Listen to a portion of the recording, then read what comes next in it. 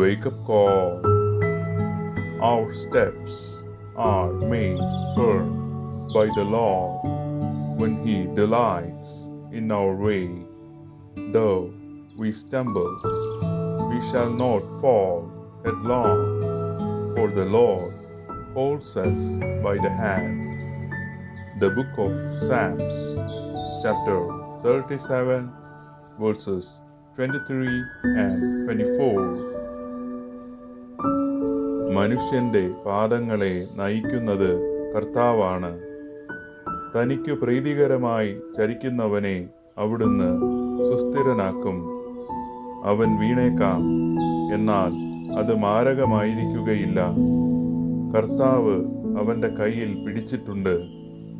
സങ്കീർത്തനങ്ങളുടെ പുസ്തകം അധ്യായം 37 വാക്യങ്ങൾ 23 24. Good morning. Laudetur Jesus Christus.